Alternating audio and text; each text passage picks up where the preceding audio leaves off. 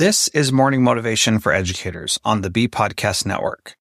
Learn about all the shows at beepodcastnetwork.com. You'll hear from a variety of formal and informal educators who help put this podcast together. If you'd like to contribute your voice to this show, please go to morningmotivationedu.com to apply. Welcome to Morning Motivation for Educators. I'm Danielle Nuhfer, a former teacher who knows firsthand how exhausting and overwhelming this work can be. After 20 years in the classroom and 2 bouts of burnout, I found tools to help teachers not just survive, but thrive. I created Teaching Well to help educators like you manage stress, find balance, and reconnect with the passion that brought you to teaching. This podcast is your space to breathe, reflect, and take those small steps toward feeling more grounded and fulfilled. Your well-being is crucial to your school's success, and I'm here to support you. So with that, let's begin. I'm going to share something you probably are already aware of. When the world feels a little overwhelming, our classroom can mirror that. We're not just managing our own overwhelm, we're navigating the emotional, social, and academic needs of our students in this unpredictable world. The classroom becomes a reflection of what's happening outside of it, a swirl of conflicting demands, constant recalibration, and never-ending urgency. It's a lot. So much of our day is spent in reactivity, addressing needs, putting out fires, and simply trying to keep up.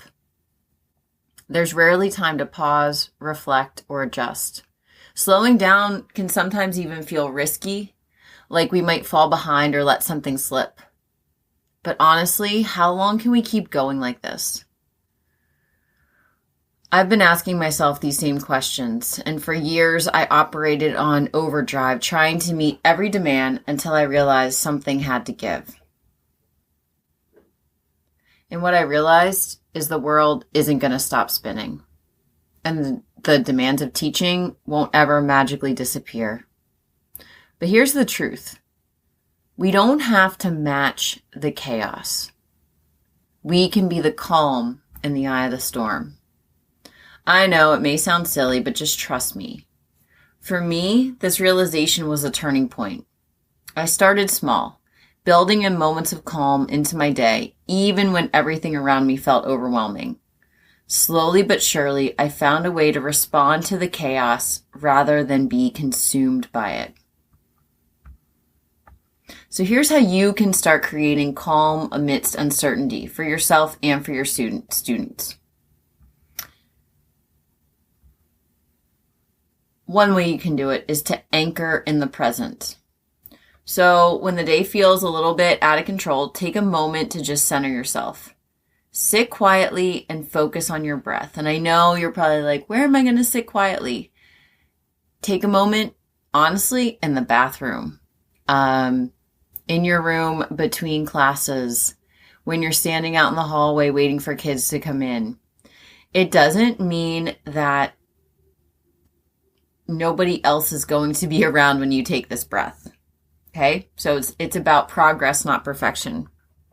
So when you're taking that moment and focusing on your breath, you want to inhale for 4 counts, hold for 2 counts, and then exhale for 6. And then just repeat this 3 times. Inhale for 4, hold for 2, and then exhale for 6. And as you exhale, just think, let it go.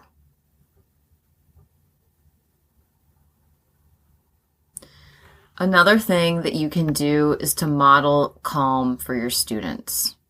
So you might want to create some sort of grounding routine for your classroom. So you could start each day with a minute of, I call it a silent 60. It could be a silent 30 seconds, depending on your age group. You could also start with a 5, 4, 3, 2, 1, where you name 5 things you can see, 4 things you can touch, 3 things you can hear, 2 things you can smell, and 1 thing you're grateful for, or some variation of that.